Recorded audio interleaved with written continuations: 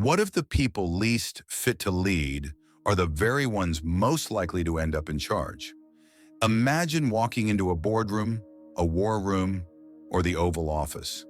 Everyone turns toward the leader with reverence, but you look at them and feel something off, like the person holding the most power is also the most hollow. Something in their eyes, something in the performance. You can't quite name it, but your instincts whisper, this person shouldn't be here. Yet they are. Worse, they're thriving. Could our systems be designed to reward the wrong kind of person? This isn't just a glitch in the matrix. It's the matrix itself. From political dynasties to corporate empires, a chilling pattern repeats. The more someone is driven by narcissism, bravado, and manipulation, the more likely they are to rise. And when someone seems unusually humble, deeply thoughtful, or unsure, they're often overlooked or steamrolled. This isn't new. Niccolò Machiavelli saw it clearly 5 centuries ago.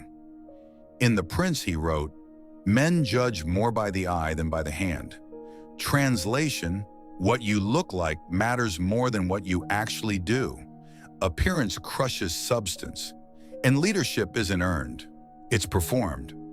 Fast forward to now, and science backs it up. Research in the Journal of Personality and Social Psychology confirms that overconfidence, even when completely unwarranted, gets mistaken for competence. We don't choose the best people, we choose the best actors. Take Richard Nixon, brilliant mind, ruthless operator. His paranoia and moral decay triggered Watergate and his disgrace. But those same traits, ruthless pragmatism, deception, and willpower, are exactly what helped him reach the top in the first place. That's the twist. We celebrate traits that build power, even when they corrode everything else. And it's not just in politics. Think about Adam Neumann, founder of WeWork, a man who convinced investors his office-sharing startup was worth $47 billion, even while hemorrhaging money. His confidence, unshakable. His vision, world-saving. But it was smoke. When reality hit, WeWork collapsed, shedding 80% of its value. The very qualities that made him irresistible in the boardroom made him dangerous in the real world. Still, the pattern persists. We're drawn to boldness, certainty, swagger, especially when we feel uncertain. Because in the human mind, confidence feels like safety. Here's a thought experiment. You're lost in the forest with a group. 2 people step up. One says, "I think I know the way, but I'm not totally sure." There are a few options. The other says, "Follow me. I know exactly where to go." Who do most people follow? It doesn't matter who's right. We follow the one who sounds right. That's the trap. It's not about wisdom. It's about the illusion of certainty. Psychologists call this the confidence-competence disconnect. People who sound sure, even if they're wrong, get elevated.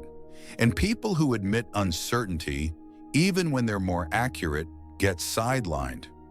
Now imagine applying that to every election, every job interview, every promotion. That's not dysfunction. That's design. Machiavelli warned about this centuries ago. He wasn't endorsing deception. He was describing it. Leadership, he said, often hinges on what seems true, not what is true. And that's still happening today. But there are exceptions. Seretse Khama, first president of Botswana, didn't rule through charisma or manipulation. He led with calm pragmatism, building institutions instead of a cult of personality. Under his leadership, Botswana went from one of the poorest nations in Africa to one of its most stable economies. No drama, just real leadership. So why is that the exception, not the rule? Let's push deeper. Deception in leadership isn't usually some Hollywood lie. It's more like a card trick. The right hand distracts you with sparkle while the left hand does the work. Leaders highlight feel-good metrics while bearing the ugly numbers.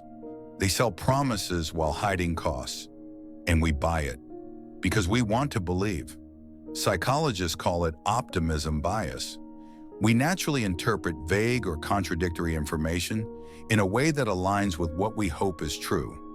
It's not stupidity, it's survival. Hope is fuel. But in the wrong hands, hope becomes a weapon. Now picture this: a CEO on stage announcing record-breaking innovation while quietly laying off thousands. A politician proclaiming unity while behind closed doors sowing division. That's not a bug in the system. That's the system being used precisely as designed. But here's where it gets dangerous. The most toxic lies aren't the ones leaders tell the public. They're the ones they tell themselves. A 2023 study in organizational behavior and human decision processes found something terrifying. As people gain power, their capacity for self-deception increases by over 40%. The higher they rise, the more they believe their own hype. This creates a feedback loop.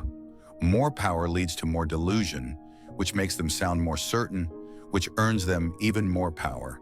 It's a psychological time bomb. And what's worse, they surround themselves with yes men. Machiavelli nailed this too.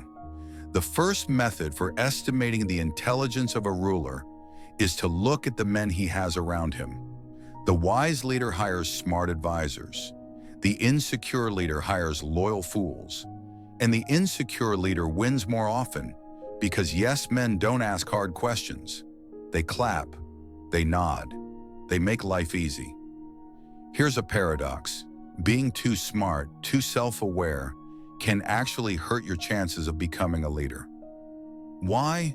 Because people love simplicity, not nuance. Ever heard of the beer test in politics? It's the idea that people vote for the candidate they'd most like to have a beer with, the one who feels relatable, not necessarily the one who understands complex policy. And the data backs this up. Social psychologists call it the pratfall effect.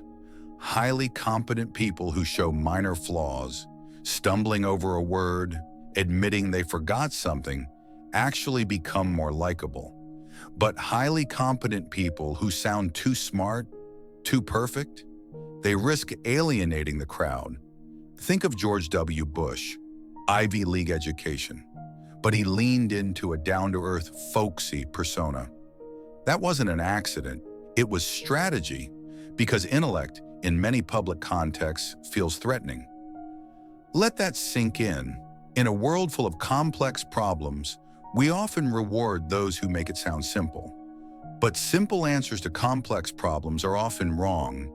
And Machiavelli knew that too. He wrote that a prince should focus on war, not because he loved violence, but because war was practical. It was direct. It was something people could understand. The leader who focused on abstract philosophy or ethics, he'd get crushed. This created what we now call the complexity trap. The more honest and nuanced you are, the more people see you as weak or indecisive. The more black and white you are, even if you're wrong, the more they follow you. That's not just unfortunate, that's dangerous. Now let's talk about empathy. We treat empathy like a virtue, and it is.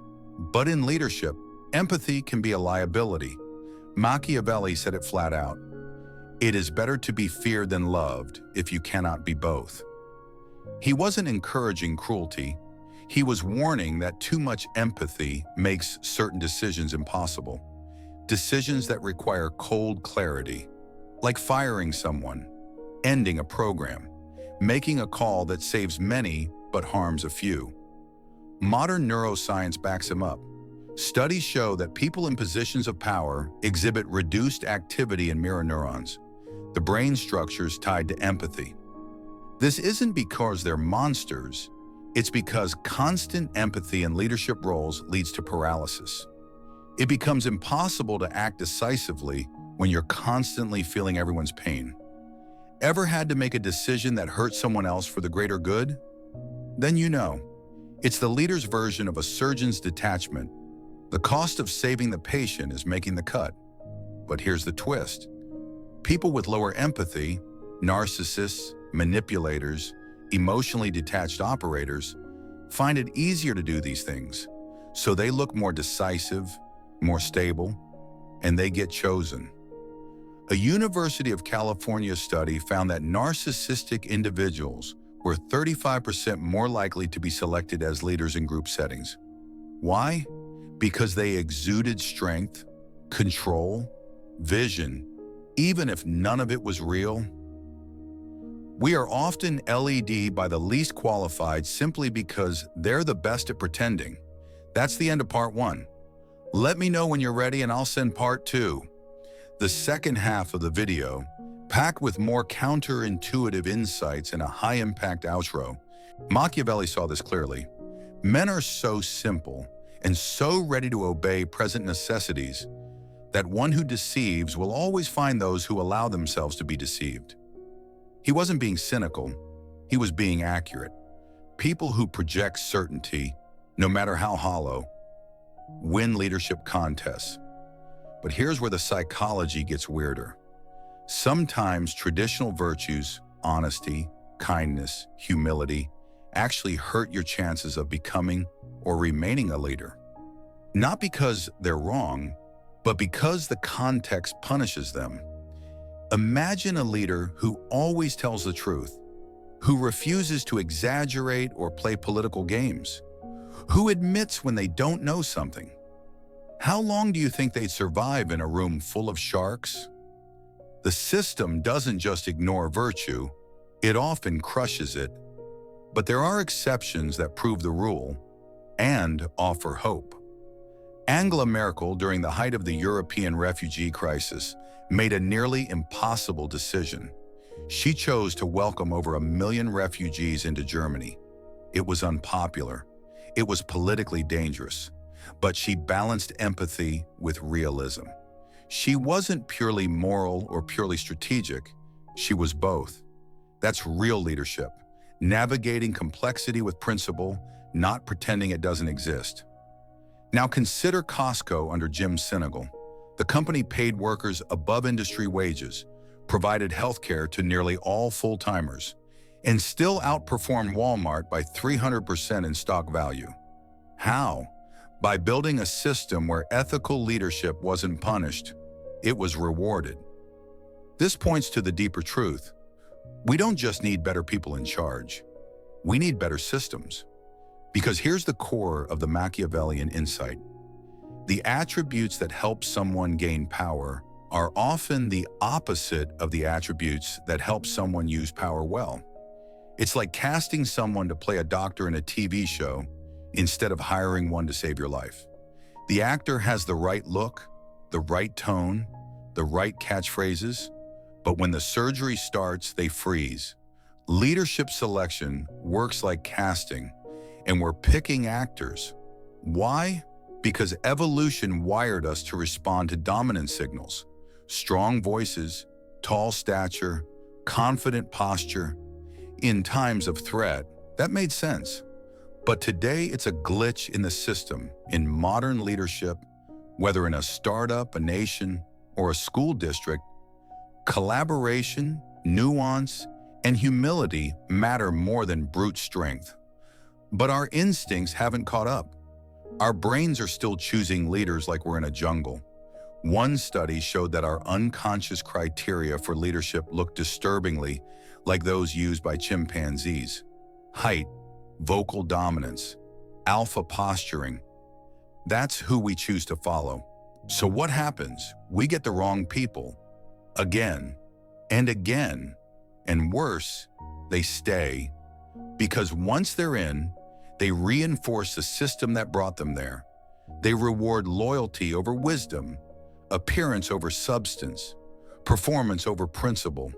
But history offers a different path. Nelson Mandela didn't rise because of ego or ambition. He didn't seek the throne. He earned it through sacrifice. 27 years in prison, emerging not bitter, but steady, focused on healing, not revenge. That kind of leadership doesn't come from charisma. It comes from character. Abraham Lincoln was mocked as awkward, gangly, and slow-speaking, But when the moment came, he held the union together, not with swagger, but with sorrow, with reflection, with unshakable conviction.